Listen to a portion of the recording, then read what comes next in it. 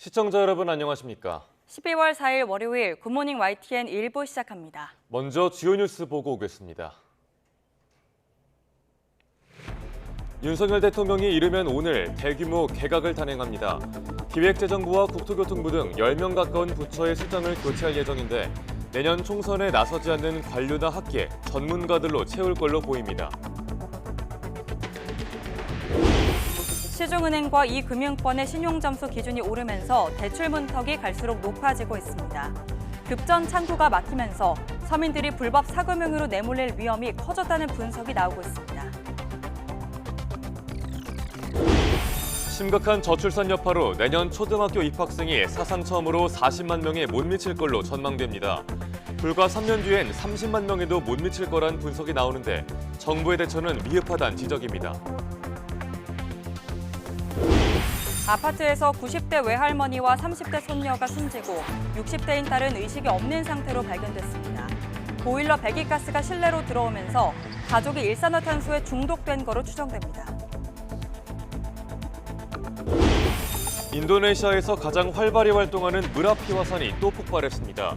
화산 정상에서 최고 3km 높이까지 화산재가 치솟고 폭발이 여전히 계속되는 가운데 인도네시아 당국은 화산 주변 지역 주민들과 관광객들을 통제하고 있습니다. 오늘 서울의 낮 기온 8도, 부산은 14도까지 오르는 등 예년보다 포근한 날씨를 보이겠습니다. 강원과 경북 지역 등으로는 건조주의보가 이어지고 있어 화재 예방에 각별한 주의가 필요합니다. 첫 소식입니다. 윤 대통령은 이르면 오늘 대규모 개각을 단행해 취임 3년 차를 앞둔 관료사회에 새바람을 일으킨다는 계획입니다. 지난주에 새로 꾸려진 대통령실 2기 참모진은 국민의힘 지도부와 상견례를 겸한 고위당정협의회에 참석했습니다. 조은지 기자가 보도합니다. 일요일 오후 삼청동 총리공관에서 열린 고위당정협의회는 새 출발을 다짐하는 상견례 성격이었습니다. 이관섭 정책실장과 신임 수석비서관 5명 등 용산 2기 참모진이 총 출동했습니다. 화이팅! 화이팅! 김대기 대통령 비서실장은 이번 용산 개편의 특징은 정책실장 신설이라며 그 이유로 민생 최우선을 꼽았습니다. 대통령께서 민생에 최우선 순위를 두고 계시기 때문에 민생 관련 정책 업무를 좀 보다 효율적으로 보좌하기 위해서 설치했다는. 내년도 예산안 법정 처리 시한을 또 넘긴 상황에 대해 한덕수 국무총리는 안타깝다며 분발을 촉구했습니다. 국민들의 삶과는 먼 그러한 논쟁이 계속되고 있다고 생각합니다. 국회에서 신속하게 민생 경제 법안과 내년도 예산안 처리에 나서 주시기를 기대합니다. 최전선에 있는 여당 지도부는 민주당의 탄핵 남발과 정쟁 유발 탓이라며 당정이 더 긴밀한 소통으로 민생 챙기기에 매진해야 한다고 강조했습니다. 민주당이 습관성 묻지마 탄핵과 막가파식 특검 폭주로 국회의 정상 기능이 마비되고 국정 운영 발목 잡기가 끊임없이 지속되고 있습니다. 당정은 이런 기조에 발맞춰 행정 전산망 사태와 중대재해처벌법 개정안 처리 방안, 늘봄학교 확대 등 시급한 민생 현안도 논의했습니다. 용산 2기 참모진의 데뷔에 이어 윤석열 대통령은 정부에 새바람을 불어넣기 위한 개각을 단행합니다.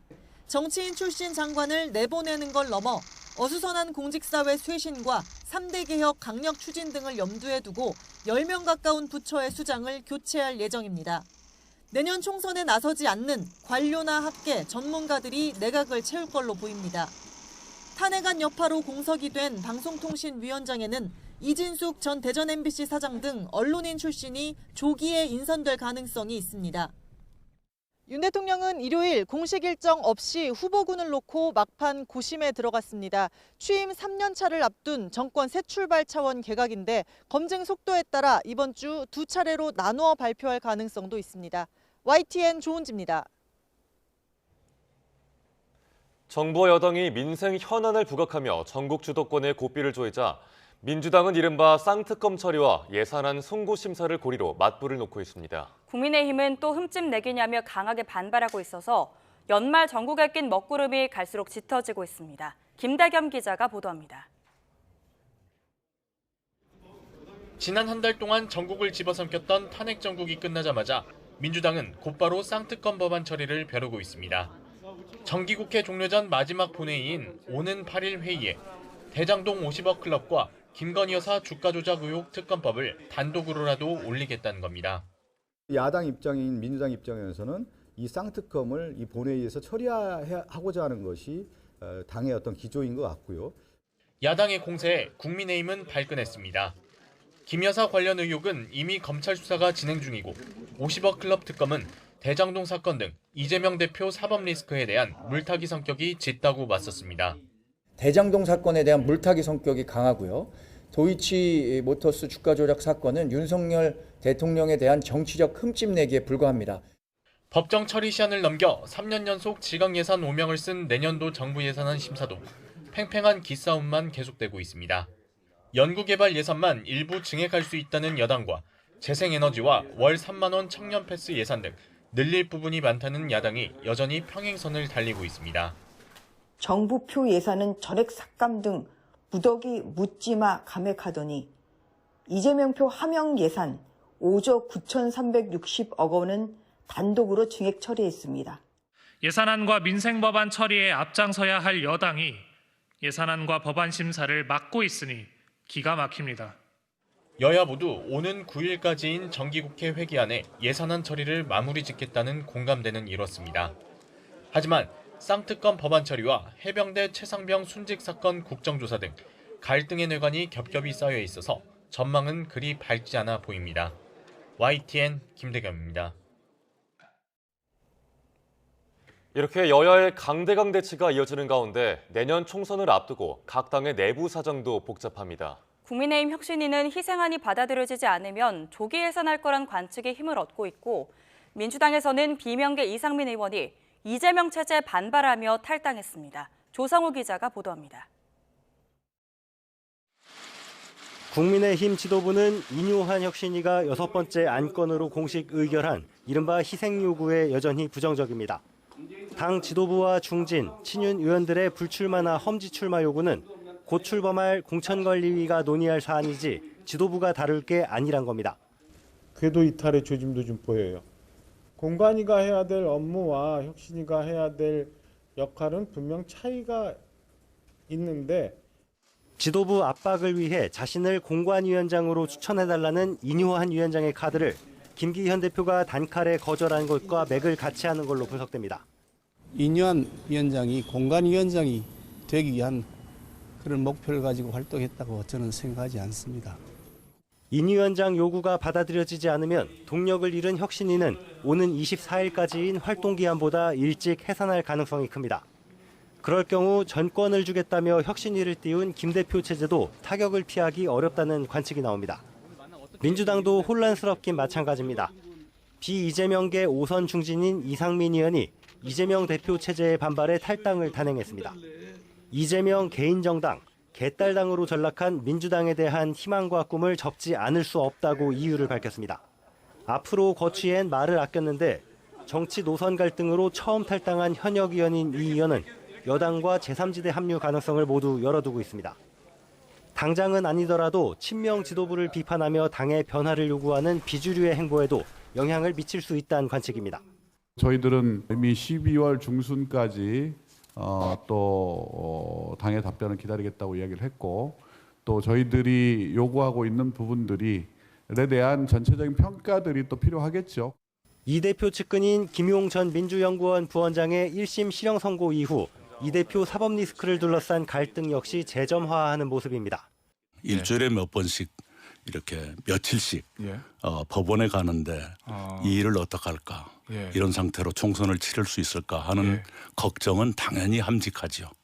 혁신 요구를 받아들이는 온도 차이로 여야 할 것 없이 당내 혼란이 커지는 분위기입니다. 어느 당이 먼저 당내 잡음을 최소화하면서 총선 준비 본 궤도에 오를지가 앞으로 치열해진 혁신 경쟁 성패의 열쇠가 될 전망입니다.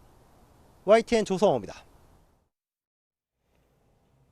더불어민주당 비주류 모임인 원칙과 상식은 이번 달까지 당 지도부에 도덕성과 민주주의 회복 방안에 대한 답변을 요구한 것과 관련해 당이 들어주지 않으면 어떻게 할 것인지 최종 결단을 하게 될 것이라고 밝혔습니다.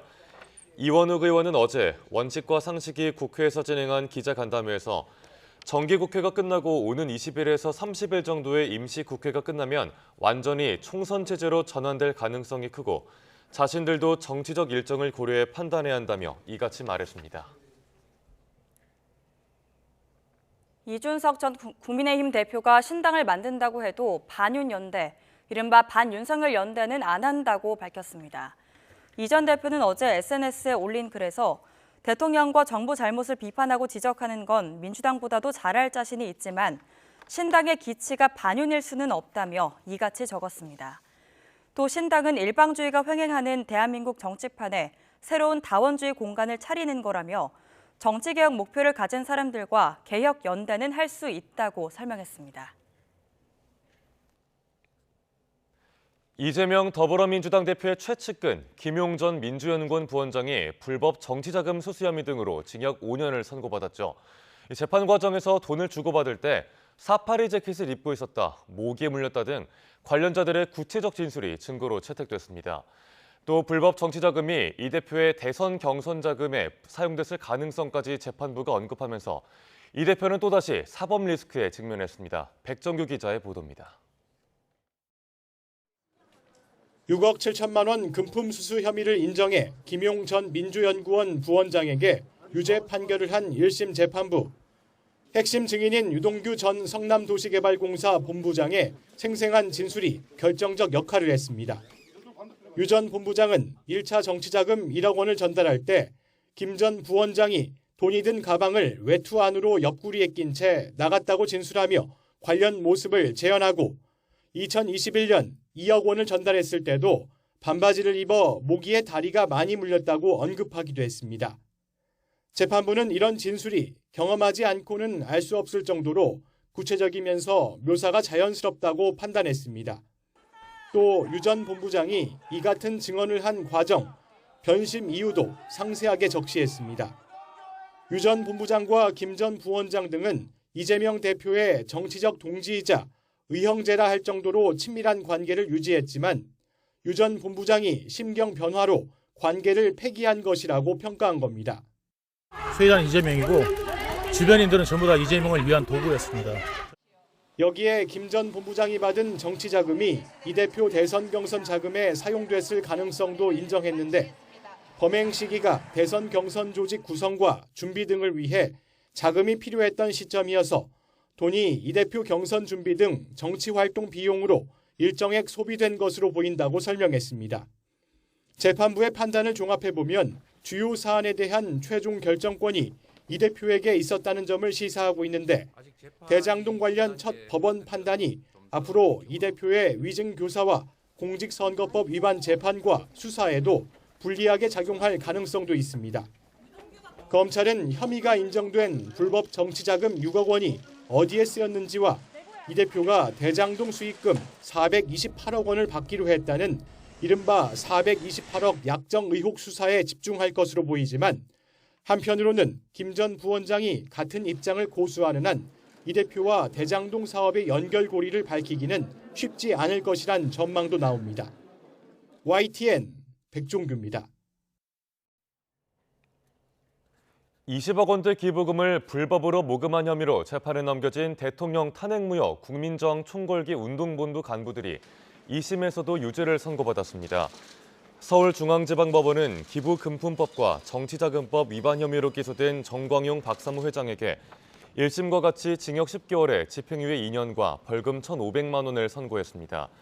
또 함께 재판에 넘겨진 탄기국 관계자 A씨에겐 징역 6개월에 집행유예 1년, 벌금 500만 원을 선고했습니다.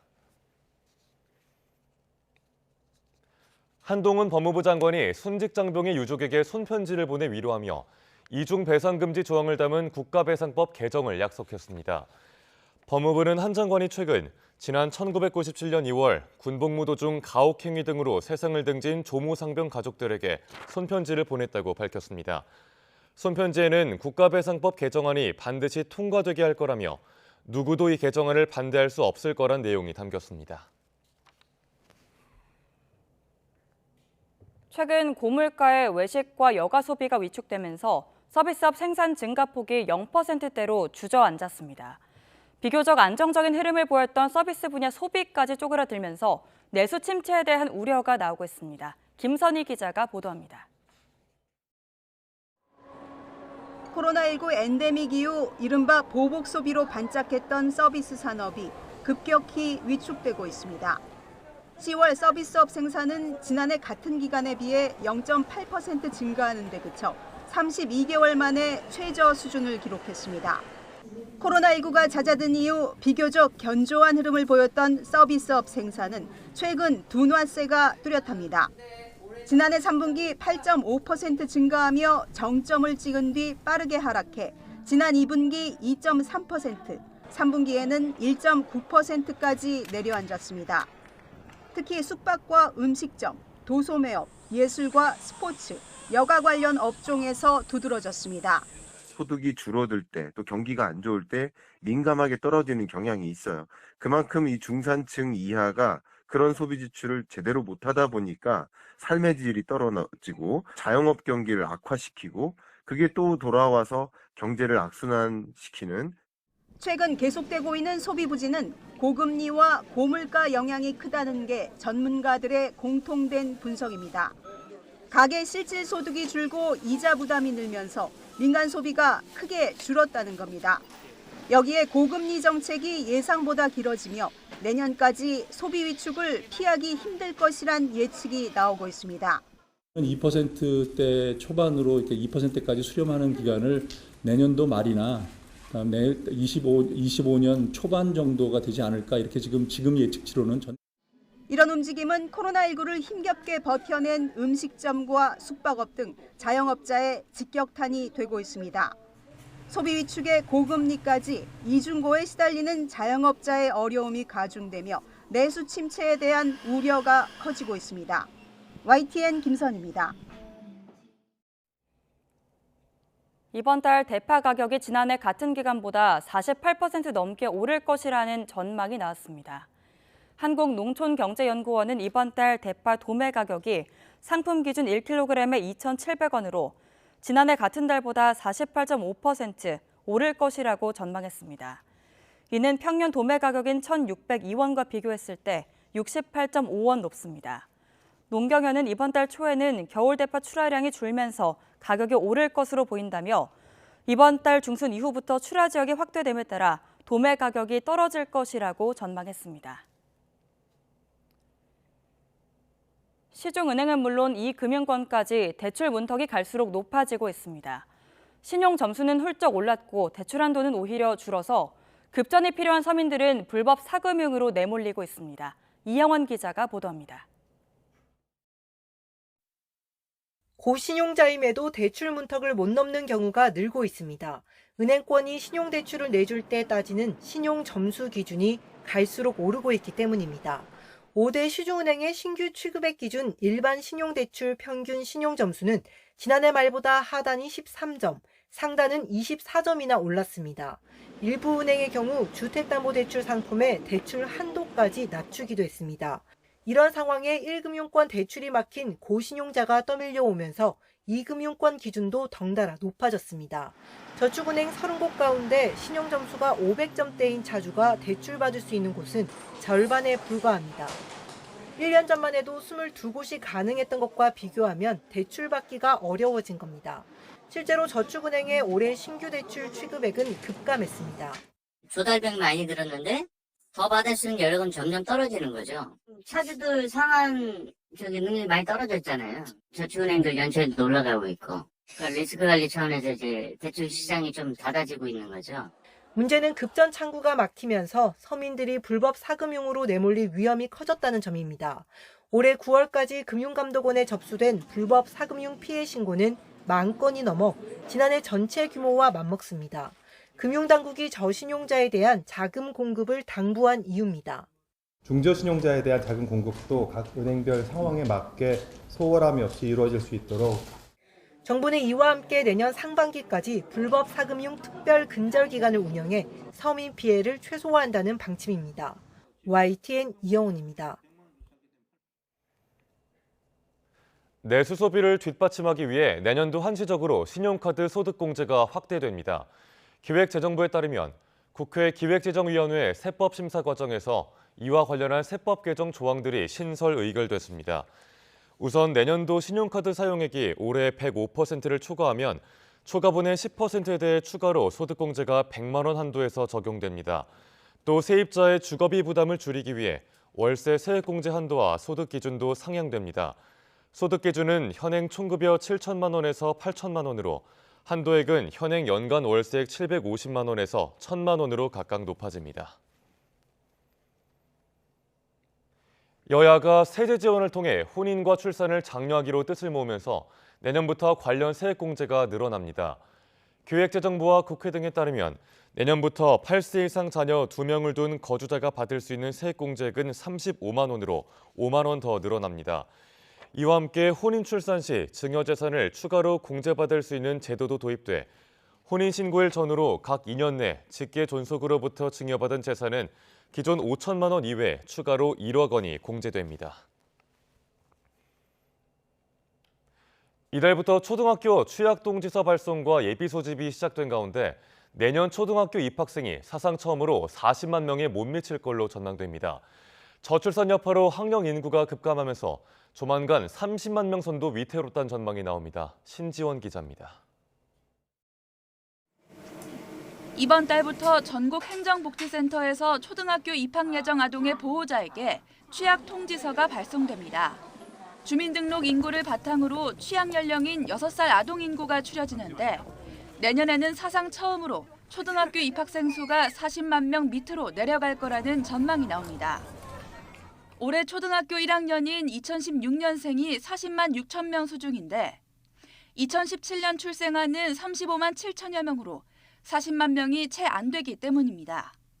여기에 2027학년도 초등학교 입학 예정인 2020년생은 30만 명에도 못 미치는 현실입니다. 심각한 저출산 여파로 전국 초등학교 입학생 수는 20년째 꾸준히 감소해왔습니다. 지난 2005년에는 62만 4천여 명에 달했지만 2010년 47만 6천 명으로 5년 만에 20% 이상 급감했고 올해는 40만 명을 겨우 넘겼습니다. 불과 3년 뒤 초등학교 입학생 수가 30만 명에도 못 미칠 거란 분석이 나오는데 정부 대처는 미흡하다는 지적도 나옵니다.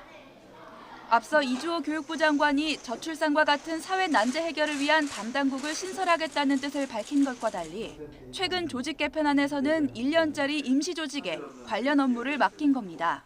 지방의 인구 감소 지역에서는 굉장히 교육 기반 인프라가 무너질 수 있기 때문에 거기 있는 친구들이 교육에서 소외받지 않는 것, 그리고 또 단순히 지원만 지원하는 게 아니라 교수법이라든지 교육 시스템을 다시 바꿀 필요가 있어요.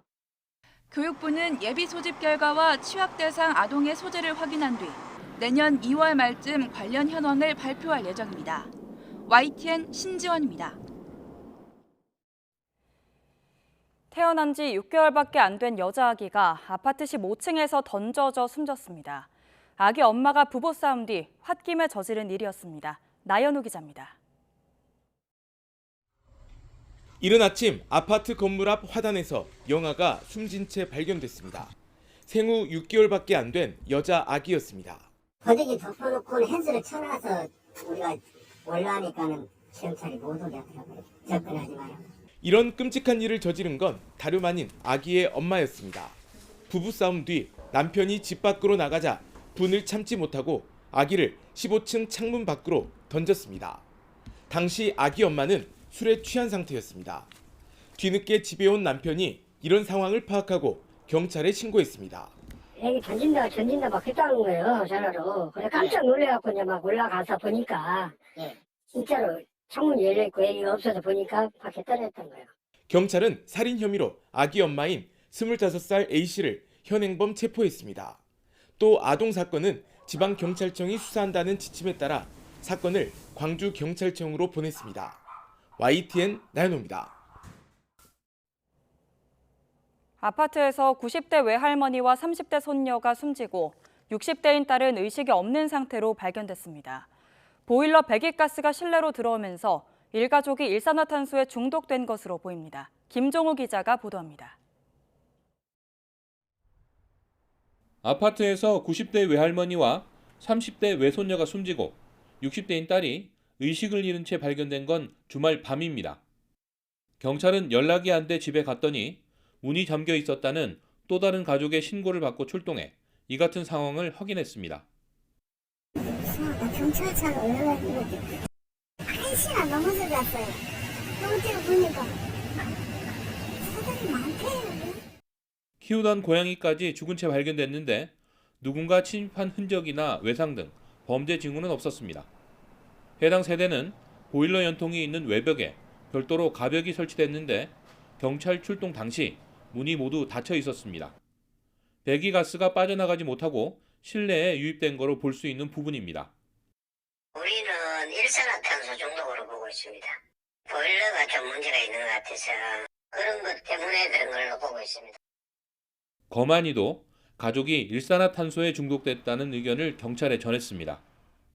경찰은 연통이 있는 외벽에 가벽을 설치한 이유 등 사망 경위를 더 조사할 예정입니다.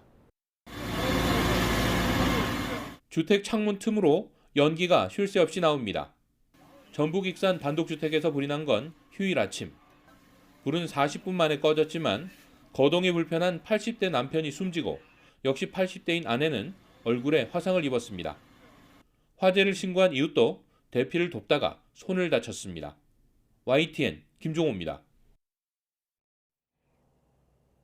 전라남도 영암에서 동료를 흉기로 찔러 숨지게 한 외국인 노동자가 경찰에 체포됐습니다. 전남 영암경찰서는 스리랑카 국적의 30대 A씨를 살인 혐의로 붙잡아 조사하고 있습니다. A씨는 어제 새벽 1시쯤 노동자 숙소에서 같은 국적의 30대 동료를 흉기로 찔러 살해한 혐의를 받고 있습니다.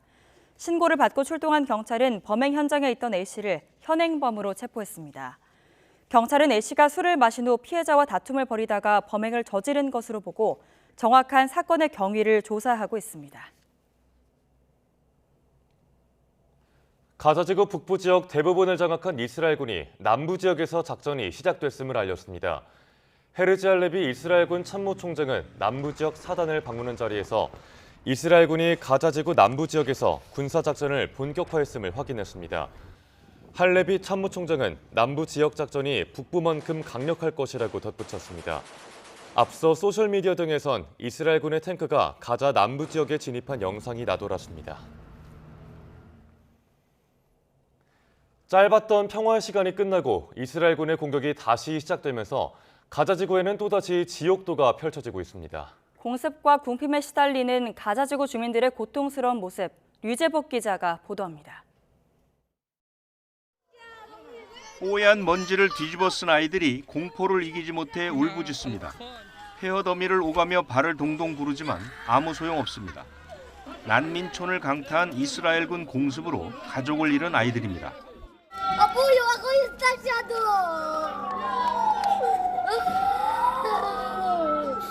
평화가 사라진 가자지구는 부상자를 옮기는 다급한 발걸음만이 가득합니다. 이스라엘군의 공습이 지나간 자리에는 시신과 부상자가 넘쳐납니다. 병원에는 또다시 환자들이 밀려듭니다. 의료시설과 장비는 턱없이 부족한데 아무것도 할 수 없어 고통스러울 따름입니다. أنا جبت لقيت ولد صغير جبته عملته في إيدي واستشهد في إيدي وهيو داخل الناصر الآن وحسبنا الله ونعم الوكيل. 무너진 건물 사이에 마련된 음식 배급소 앞에 긴 줄이 생겼습니다. 어른이나 아이 할 것 없이 몇 시간 줄 서 기다려야 음식을 챙길 수 있습니다. بسبب ما في شيء لا اكل ولا شرب ما مش قادرين نجيب شيء لاولادنا فبنيجي بناخذ نقفانا ساعات عشان نحتصل على لقمه العيش لاولادنا. 아이 주검을 마주한 엄마는 삶의 희망을 잃었습니다. 짧은 평화의 시간을 보냈던 가자 주민들은 또다시 죽음의 공포와 궁핍의 고통에 몸서리치고 있습니다. YTN 유재복입니다. 과거사 갈등으로 인한 관계 악화로 8년 가까이 중단됐던 한일 고위경제협의회가 조만간 재가동됩니다. 윤석열 정부 출범 이후 한일 관계 개선 의지가 반영되면서 경제 안보 등 각종 협의체 복원도 속도를 내고 있습니다. 조수현 기자가 보도합니다. 한국과 일본 간 다양한 경제협력 방안을 논의하는 한일 고위경제협의회가 이번 달 하순 서울에서 개최됩니다. 과거사 문제를 둘러싼 한일 관계 악화로 중단된 지 8년 만입니다. 실제로 지난 1999년부터 정례적으로 양국을 오가며 진행됐던 한일 고위경제협의회는 2016년 1월 14차 회의를 끝으로 열리지 못했습니다. 위안부 소녀상 설치, 강제징용 피해자에 대한 일본 기업의 배상 책임을 인정한 대법원 판결 등을 놓고 두 나라 사이가 얼어붙었기 때문입니다. 북한의 위협이 고조되는 상황에서 윤석열 정부는 출범 이후 한일 관계 개선의 필요성을 강조했고 지난 3월 제3자 변제라는 정부 차원의 강제징용 해법을 내놓았습니다. 일본이 호응하며 양국 관계가 개선의 물꼬를 트면서 경제 현안을 논의하는 고위급 협의체도 되살아났다는 평가입니다. 올해 정상을 비롯한 각계 각급에서 교류가 활성화되고 정부 간 협의체가 복원돼서 양국 간 협력이 심화되고 있습니다. 政治、安全保障、経済、文化などさまざまな分野で日韓の協力を動かしてきました。 안보정책협의회, 외교차관 전략대화 등 한일 간 안보협력협의체는 한 발 앞서 잇따라 복원돼 본궤도를 향해 가고 있습니다. 특히 북한이 정찰위성을 본격 가동하고 핵미사일 위협 수위를 높이는 터라 그 속도는 더 빨라질 것으로 보입니다. 위협 인식을 바탕으로 해서 어떻게 대처할 것이냐 하는 거에 관해서 구체적으로 협의가 이루어져야 하는데 현재는 한미일 그 3자를 통해서 이루어지는 게 전부기 때문에 조금 더 구체화시키기 위해서는 한일 간에 협의가 좀 있어야 되지 않을까 하는 생각이 듭니다. 미국 역시 북한은 물론 대중국 압박 차원에서 긴밀한 한미일 삼각관계를 강조한 만큼 오는 8, 9일 열리는 3국 안보실장 회의에서 어떤 메시지가 나올지 주목됩니다. YTN 조수연입니다.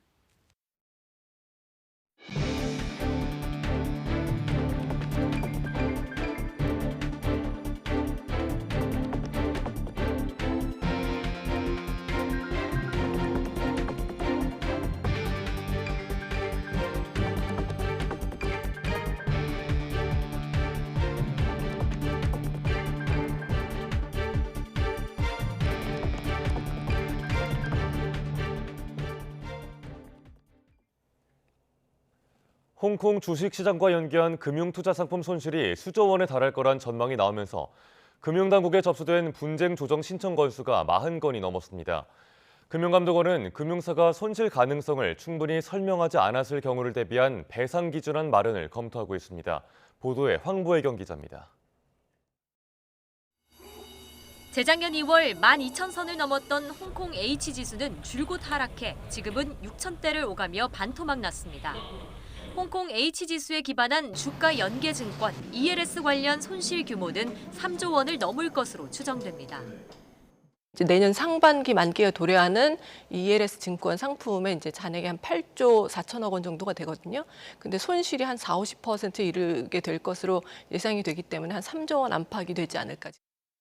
내년 만기 전까지 지수가 크게 반등하지 않는다면 대규모 손실은 불보듯 뻔한데 지난 1일 기준 금융감독원에 접수된 분쟁 조정 신청은 42건으로 갈수록 늘고 있습니다. 이에 금감원은 금융사와 소비자 사이 신속한 분쟁 조정이 가능하도록 배상 기준안을 마련하는 방안을 검토하고 있습니다. 금감원 관계자는 대규모 손실이 확정되고 금융사의 불완전 판매가 인정될 경우를 대비해 다양한 배상 기준안 마련을 검토하는 단계라면서 대표 민원 사례에 대해 금감원이 배상 기준안을 만들면 이를 근거로 금융사가 자율 조정에 나서는 것도 하나의 방식이 될 수 있다고 설명했습니다. 즉 금융회사들이 고객들에게 손실 가능성에 대한 설명 없이 ELS 상품을 판매했단 불완전 판매 인정이 우선이란 겁니다. 라임 옵티머스 사태 이후 재작년부터 금융소비자보호법이 도입되면서 금융사는 상품 설명 과정을 녹취하고 소비자의 서명을 받도록 하고 있습니다. 은행권은 이를 근거로 판매 과정에 대한 설명이 녹음됐고 투자자 대부분이 재가입자라고 주장하고 있습니다. 다만 금감원은 고령 투자자가 많은 점에 주목하고 있습니다. 금융통사 상품 경험이 없는 노령 소비자께 그 짧은 시간 안에 설명드려서 이해시키는 것이 가능한지 금감원은 ELS 주요 판매사들을 상대로 투자 위험을 충분히 설명했는지 전수조사에 들어간 가운데 판매 규모가 가장 큰 KB국민은행 현장 조사를 이번 주까지로 연장했습니다. YTN 황보혜경입니다. 중국이 최근 한국으로의 산업용 요소 통관을 돌연 보류해 정부가 상황 파악에 나섰습니다. 정부는 우리나라 관세청에 해당하는 중국 해관청서가 최근 중국 기업들이 한국으로 보내는 요소의 통관을 막았다고 밝혔습니다. 수출 심사를 마친 뒤 선적 단계에서 통관이 보류된 것으로 산업통상자원부는 지난달 30일 기획재정부, 외교부 등 관계부처와 함께 회의를 열어 대응책을 논의했고 오늘도 관련 회의를 열 예정입니다. 정부 관계자는 중국 정부가 공식적으로 전한 입장은 없다고 밝혔습니다. 정부는 현재 국내 요소 비축분이 3개월분 정도인 걸로 파악하고 있습니다. 중소벤처기업부가 오늘부터 기업들의 수탁과 위탁 거래 과정에서 발생하는 불공정 거래 행위 실태 조사에 나섭니다. 이번 조사에선 수탁 위탁 거래 관계에 있는 15,000개 기업을 대상으로 올해 상반기 납품 대금 지급 여부와 약정서 발급 거부, 물품 수령 거부 등 부당한 거래가 있었는지 확인합니다. 중기부는 조사 결과 상생협력법 위반이 확인된 기업에 대해선 개선 요구 등 행정 처분에 나설 방침입니다. 12월 4일 미리 보는 오늘입니다. 윤석열 대통령은 이르면 오늘 정부의 새바람을 불어넣기 위한 대규모 개각을 단행합니다. 총선에 출마할 장관을 내보내는 걸 넘어서 어수선한 공직사회 쇄신과 3대 개혁 추진 등을 염두에 두고 최대 10개 부처의 수장을 교체할 계획입니다. 여권 관계자는 YTN에 총선에 나서지 않는 관료나 학계, 전문가들이 내각을 채울 거라며 후임자 검증 작업도 마무리 단계라고 설명했습니다. 오늘 국민의힘 혁신위원회는 친윤과 중진, 지도부 의원들의 총선 불출마 또는 험지 출마를 촉구하는 이른바 희생 요구안을 당 최고위에 보고합니다. 당 지도부는 특정인의 거치는 최고위가 의결할 게 아니고 공관위가 다룰 문제라는 입장이라 받아들이지 않을 가능성이 큰데요. 이런 희생 요구안 관철이 결국에 무산되면 혁신위는 24일까지는 활동 기한을 채우지 않고 조기에 해체될 거라는 관측이 나오고 있습니다. 더불어민주당 이상민 의원이 이재명 대표 체제에 반발하며 현역 의원 가운데 처음으로 탈당했죠. 이런 가운데 오늘 이 대표가 관련된 입장을 내놓을지 주목받고 있습니다. 오늘 이 대표는 당 최고위원회의를 주재하고 전국 현안들에 대한 생각을 밝힐 예정입니다. 민주당을 이재명 사당, 개딸당으로 강하게 비판하며 탈당했던 이상민 의원 관련해서 언급이 나올지, 그렇다면 그 수위가 어느 정도일지에 관심이 쏠리고 있습니다. 지금까지 미리 보는 오늘이었습니다.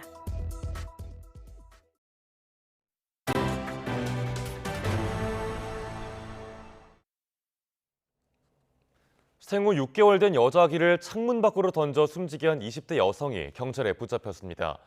광주 서부경찰서는 살인 혐의로 25살 A씨를 현행범 체포했습니다. A씨는 어제 오전 6시 반쯤 광주 서구 금호동에 있는 아파트 15층에서 생후 6개월 된 자신의 딸을 창문 밖으로 던져 숨지게 한 혐의를 받고 있습니다. 경찰은 A씨가 배우자와 다툰 뒤 홧김에 이 같은 일을 저지른 걸로 보고 있습니다. 평소 이동 인구가 많은 거리에서 70대 남성이 길을 걷다가 흉기에 찔려 숨졌습니다. 숨진 남성은 교회에 가던 길이었다고 전해졌는데 경찰은 현장에서 20대 남성을 붙잡아 묻지마 범죄인지 등 범행 경위 조사에 들어갔습니다. 이성우 기자가 취재했습니다. 대전시 동구 파남동의 한 거리입니다. 오전 10시 반쯤 길을 걷던 70대 남성이 20대 남성 A씨가 갑자기 휘두른 흉기에 찔렸습니다. 피해 남성은 이곳에서 흉기에 찔린 뒤 신고를 받고 출동한 119 구급대에 의해 병원으로 이송됐습니다. 하지만 목 등을 크게 다친 피해자는 끝내 숨졌습니다. 그냥 쓰러져 있어서 119에 신고해서 이제 119에서 하라는 대로 하고 그랬던 것 같은데. 흉기를 휘두른 A씨는 현장에서 별다른 저항 없이 경찰에 체포됐습니다. 경찰은 사람들의 이동이 많은 거리에서 벌어진 사건인 만큼 묻지마 범죄인지 계획 범죄인지 경위 파악이 중요하다고 보고 있습니다. 말씀드릴 수 있는 상황이 아니거든요. 그리고 묻지마라고 하면 이 사람이 어떤 행동을 계속 해야 되는데 그런 행동을 막 한 것 같지는 않고 그래서 일단 조사가 이루어져봐야 정확하게 알 수 있거든요. 경찰은 A씨와 유족 등을 상대로 두 사람이 서로 아는 관계였는지도 조사하고 있습니다. YTN 이성우입니다. 갈수록 마약 사범이 늘어나고 있습니다. 마약 투약자를 단속하고 처벌하는 것만큼 그들이 약을 끊을 수 있도록 하는 일도 중요하다는 주장도 나옵니다. 임형준 기자입니다. 마약 사범은 최근 5년 동안 눈에 띄게 증가했습니다. 지난 2018년엔 10,000명을 웃돌았는데 2020년대 들어선 2만 명에 이르게 됐습니다. 이 가운데 마약에 다시 손댄 사람은 3명 중 1명꼴이었습니다. 그만큼 중독 위험성이 크다는 뜻입니다. 이렇게 반복되는 마약 범죄를 줄이려면 단속과 처벌도 중요하지만 치료와 재활이 함께 따라줘야 한다는 주장이 제기됩니다. 단순한 처벌과 단속을 뛰어넘어 중독 치료와 재활에 과감한 투자가 필요하다고 볼 것입니다. 그래야 지속 가능한 마약 정책이 이루어진다고 저는 생각합니다. 정부는 내년부터 마약 중독 치료에 건강보험을 적용하기로 했습니다. 하지만 마약 경험자들은 치료받을 수 있는 환경이 부족하다고 말합니다. 제가 지금 현장에서 입소해서 매일같이 느끼는 바로는 약물 중독자들이 너무나도 많이 늘고 있어요. 근데 솔직히 지원이 너무 부족한 상태입니다. 전국에 있는 마약류 중독자 치료 보호 기관은 21군데. 이 가운데 2곳에 환자가 몰리고 있습니다. 치료기관은 마약 환자를 진료할 의료 인력과 경험이 부족하고 환자들은 중독 치료로 잘 알려진 기관으로 몰리기 때문입니다. 마약 투약자는 늘어나는데 전문적으로 치료와 재활을 할 수 있는 곳이 부족하다는 얘기입니다. 마약 환자들이 이제 사회적으로 보면 범법자지만 이제 의학적 관점으로 보자면 명백한 뇌의 질환이기 때문에 전국적으로 언제든지 필요한 사람이 바로 진료를 받을 수 있도록 의료기관이라든지 인프라들이 많이 늘어나야 된다고 생각합니다. 마약 사범이 늘어나면서 단속과 처벌을 강화하는 것은 피할 수 없는 현실. 이와 함께 마약을 접한 사람들이 중독이라는 굴레에서 벗어나 사회로 돌아올 수 있도록 길을 열어주는 방법을 찾는 일에도 관심이 필요해 보입니다. YTN 김영준입니다. 오는 2030년 부산엑스포 유치 실패로 대표 관문을 맡을 가덕도 신공항의 조기 개항 계획에도 적신호가 켜졌습니다. 공사 기간을 무리해서 절반으로 단축할 이유가 사라졌기 때문인데요. 정부는 이번 달에 가덕도 신공항 사업의 기본 계획을 확정합니다. 이승윤 기자가 보도합니다. 오는 2030년 부산엑스포 유치에 성공했다면 대표 관문의 중책을 맡았을 가덕도 신공항. 사전 타당성 조사에서는 공사 기간이 9년 8개월로 추산돼 오는 2035년 6월 개항하는 계획이 제시됐습니다. 하지만 정부는 부산엑스포 개최를 염두에 두고 공사 기간을 10년에서 5년으로 단축해 2029년 12월에 조기 개항하기로 합니다. 2030년 부산 세계 엑스포 유치를 지원하기 위한 조기 착공, 적기 개항 방안 등을 논의하였습니다. 하지만 부산엑스포 유치 실패로 조기 개항은 명분을 잃게 됐습니다. 당장 내년부터 가덕도 인근 육상과 해상을 매립해 해상공항을 짓는 공사를 무리해서 5년 만에 끝내야 할 추진 동력이 사라진 겁니다. 그동안 엑스포 지원에 밀려 폐기했던 안전, 환경, 경제성 등 사업 요인을 포함해 기존 안들을 다시 검토할 여지도 생겼습니다. 개항 시기도 원래 검토했던 2035년으로 활주로 건설 방식과 터미널 위치도 사전 타당성 조사에서 나왔던 최저안으로 재수정이 들어갈 수도 있습니다. 부산시는 부산엑스포 유치가 불발됐지만 가덕도 신공항 조기 개항은 차질 없이 추진할 수 있도록 노력한다는 방침입니다. 국토부는 이번 달 안에 가덕도 신공항 건설 사업의 기본 계획을 확정, 고시할 예정입니다. YTN 이승윤입니다. 내년 3월에 개통 예정인 수서 동탄 구간 GTX-A가 마지막 단계인 종합시험 운행에 들어갑니다. 국토교통부는 오늘 종합시험운행 착수회의를 열고 GTX-A 수서 동탄 구간 개통을 위한 막바지 작업에 돌입한다고 밝혔습니다. 종합시험운행은 새로 건설한 철도 노선의 상태 및 열차 운행 체계를 점검하고 종사자들의 업무 속도를 확인하는 과정입니다. 국토부는 이달 중으로 사전 점검을 완료하고 다음 달에 시설물 검증 시험, 내년 2, 3월에 영업 시운전을 거쳐서 3월 말쯤에 개통할 계획입니다. 서울시가 오늘부터 세계 최초로 심야 시간에 자율주행 버스를 정기 운행합니다. 운행 시간은 평일 밤 11시 반부터 다음날 오전 5시 10분까지이고 운행 구간은 합정역에서 동대문역 사이 중앙버스 전용차로 9.8km입니다. 서울시는 심야 자율주행 버스를 당분간은 무료로 운영한 뒤 안정화 과정을 거쳐서 내년 상반기 중에 유료로 전환할 계획입니다. 인간의 유전자 정보를 전부 밝혀내면 희귀 유전병이나 난치병의 근본적인 원인을 밝혀내고 치료법을 얻어낼 가능성이 훨씬 커질 텐데요. 영국 연구진이 역대 가장 큰 규모로 인간 유전자 정보를 공개했는데 질병 연구의 보물창고가 열렸다는 평가가 나오고 있습니다. 최소라 기자가 취재했습니다. 나이가 들면서 눈의 신경 조직인 황반에 노폐물이 쌓이는 노인성 황반 변성. 65세 이상 노인에서 10명 중 1명꼴로 발병하고 실명 원인 1위를 차지하는 질병입니다.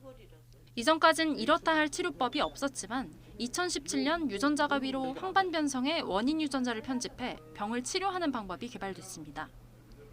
유전자 가위가 공략한 건 배지 FA 유전자. 사람 개개인이 32억 개씩 가지고 있는 유전자 염기 순서, 그러니까 게놈 정보를 해석해 찾아낸 질병 원인 유전자입니다. 사람별로 이제 DNA 시퀀스를 분석해 보면 이제 아주 유용한 정보가 많이 나와요. 그러면 새로운 또 질병과 관련성도 밝혀지고 그러면 유전자 가위로 그걸 연구할 수도 있고 치료할 수도 있고. 영국 바이오뱅크가 그동안 수집한 영국인 50만 명분의 게놈 정보를 전 세계에 공개했습니다. 게놈 정보와 개개인의 습관과 환경, 건강 정보까지 묶어 공개했는데 게놈 각각의 역할을 밝혀낼 힌트까지 풀린 겁니다.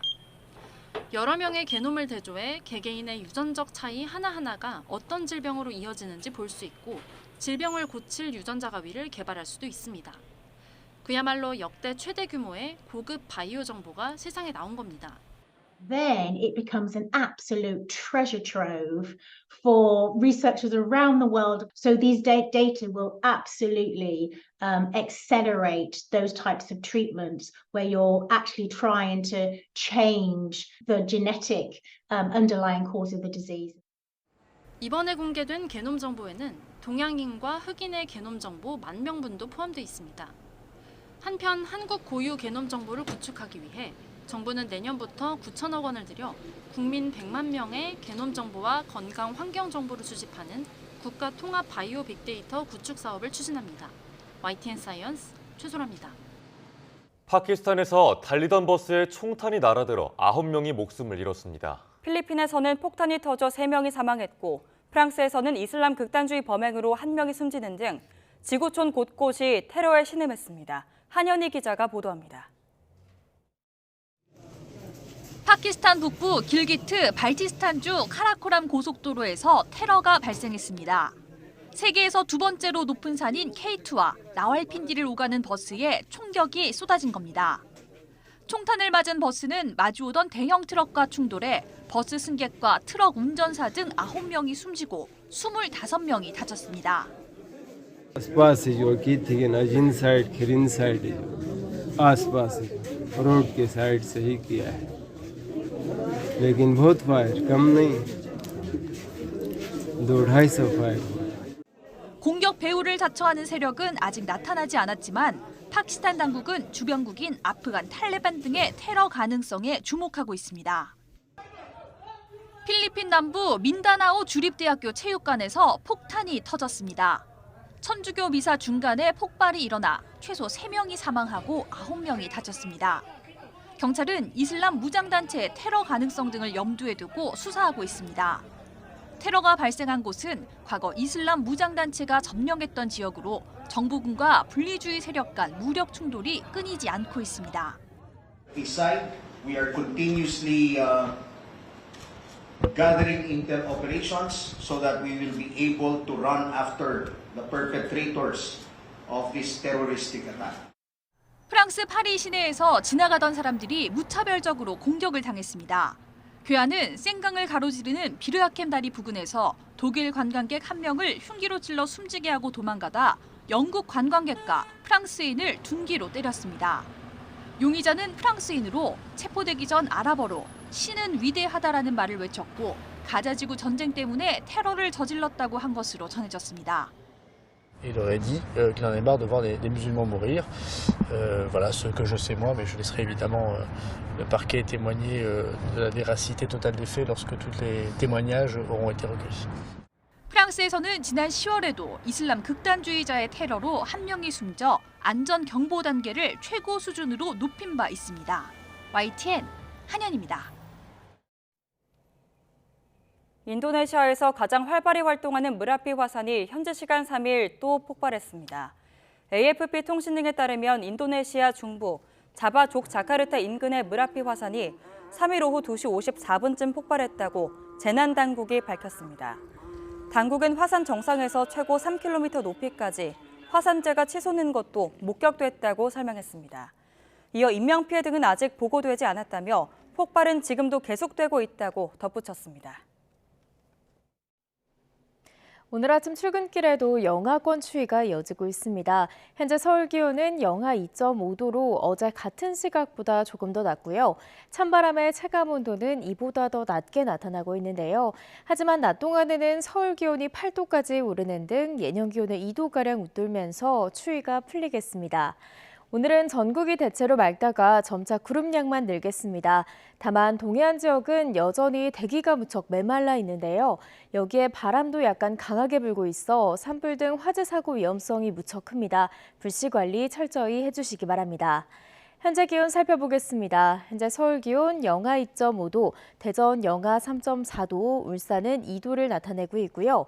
낮 기온은 어제보다 1에서 2도가량 높겠습니다. 오늘 서울 한낮 기온 8도, 광주 10도, 대구는 11도가 예상됩니다. 기온은 점점 더 올라 당분간 예년보다 포근한 날씨가 이어지겠고요. 수요일에는 전국 곳곳에 비가 내릴 전망입니다. 지금까지 날씨 정보였습니다. 굿모닝 YTN 1부 마칩니다. 잠시 후 2부가 이어집니다. 함께해 주신 여러분 고맙습니다.